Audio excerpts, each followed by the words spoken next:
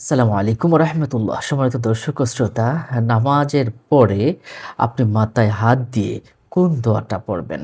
আমরা কিন্তু অনেকেই জানি না, অনেকেই এই আমলটা করে থাকেন, এটা কিন্তু জানে না। দেখুন, আল্লাহ পাক রব্বুল আলামিন ২ টার সময়ে নামাজ দোয়া কবুল করে থাকেন। আর একটি হলো বা'দা সলাতিল মাকতুবা, ফরজ নামাজের পরে। আরেকটা হচ্ছে সুলুসুল লাইলিল আখার, তাহাজ্জুদের সময়ে। এই ২ টি সময় দোয়া কবুল করে থাকেন। সুবহানাল্লাহ, সুবহানাল্লাহ। এই ফরজ নামাজের পরে যদি কেউ আমল করে আল্লাহ পাক রব্বুল আলামিন এগুলো খুব দ্রুত কবুল করে থাকেন। এজন্য আমরা একটা হাদিস শরীফে পেয়েছি, রাসূলুল্লাহ সাল্লাল্লাহু আলাইহি সাল্লাম বলেছেন, আন আবি উমামাহ রাদিয়াল্লাহু তাআলা আনহু ক্বালা, হযরত আবু উমামা রাদিয়াল্লাহু আনহু থেকে বর্ণনা, তিনি বলেছেন, ক্বালা রাসূলুল্লাহ সাল্লাল্লাহু আলাইহি ওয়াসাল্লাম, মান ক্বারাআ আয়াতাল কুরসি ফি দুবুরি কুল্লি সলাতিল মাকতুবা লাম ইয়ামনাউহু মিন দুখুলিল জান্নাহ ইল্লা ইয়ামুতা। অর্থাৎ রাসূলুল্লাহ সাল্লাল্লাহু আলাইহি সাল্লাম বলেছেন, যে ব্যক্তি আয়াতুল কুরসি প্রত্যেক ফরজ নামাজের পরে পড়বে, জান্নাতে প্রবেশ করার মধ্যে কেবল মৃত্যুই একমাত্র বাধা।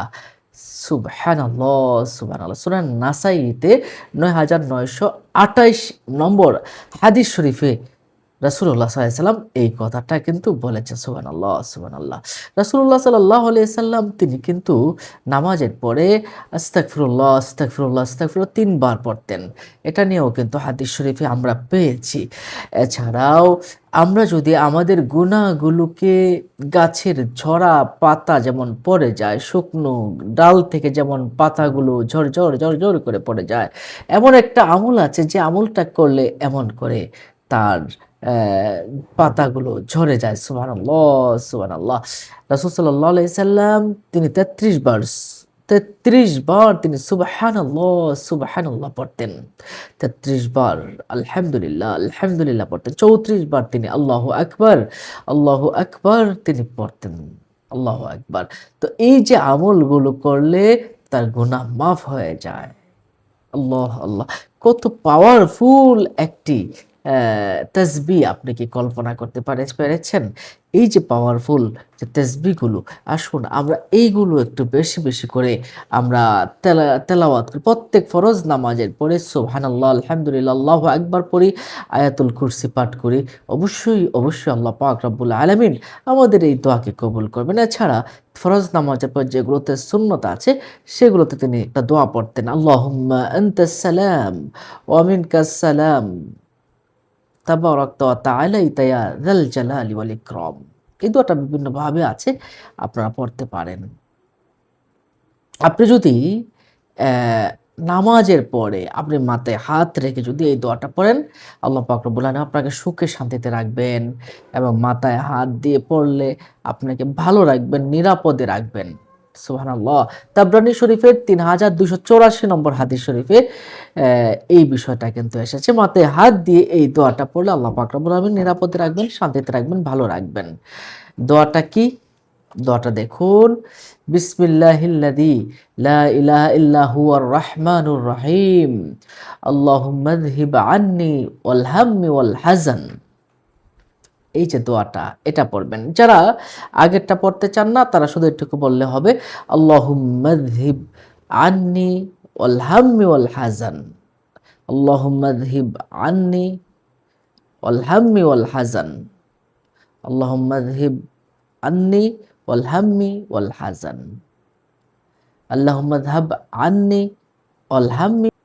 আমার সাথে, সাথে একবার পড়ুন, বিসমিল্লাহিল্লাযী লা ইলাহা ইল্লা হুয়ার রাহমানুর রহিম। আল্লাহুম্মা আযহিব আন্নি ওয়াল হাম্মি ওয়াল হাযান। আমার সাথে, সাথে একবার পড়ুন, বিসমিল্লাহিল্লাযী লা ইলাহা ইল্লা হু আর রাহমানুর রহিম। আল্লাহুম্মা আযহিব আন্নি ওয়াল হাম্মি ওয়াল হাযান। এটার সুন্দর একটা অর্থ রয়েছে। অর্থটা আপনি এভাবে পড়তে পারেন, অ্যা আমি আল্লাহর নামে শুরু করছি, লা ইলাহা ইল্লাহু, তিনি ছাড়া আর কেউ নেই যিনি দয়াময়, পরম করুণাময়। আল্লাহুম্মা যহিব আন্নি, হে আল্লাহ আমার থেকে দূর করে দাও, হাম্মি ওয়াল হাজান, আমার থেকে কষ্ট, ক্লেশ, দুশ্চিন্তা তুমি দূর করে দাও। কানজুল উম্মালের 17,915 নম্বর হাদিস শরীফে এটা এসেছে। আমি ডিসক্রিপশন বক্সে এই দোয়াটা আমি একটু লিখে দিব। আপনারা এটা করতে পারেন। আমলটা আপনারা করতে পারেন। এছাড়াও আপনি ৩ বার বা ১১ বার ইয়া কাউইয়ু, ইয়া কাউইয়ু, ইয়া কাউইয়ু যদি কেউ পড়ে মাথায় হাত রেখে এভাবে ইয়া কাউইয়ু ১১ বার পাঠ করে তার জেহেন জাকাওয়াত অর্থাৎ মেধা তার বৃদ্ধি পাবে। সুবহানাল্লাহ। এই আমলটা পরীক্ষিত একটি আমল এবং ভালো একটি আমল। ইয়া কাউইয়ু, নিশ্চয়ই বিষয়টা বুঝতে পারছেন সম্মানিত দর্শক ও শ্রোতা। অন্য মুমিন সবাইকে জানাতে শেয়ার করে দিন। ভালো থাকুন, সুস্থ থাকুন। দেখা হবে পরবর্তী ভিডিওতে। এমন ধরনের ভিডিও পেতে চ্যানেলটিকে সাবস্ক্রাইব করে রাখুন।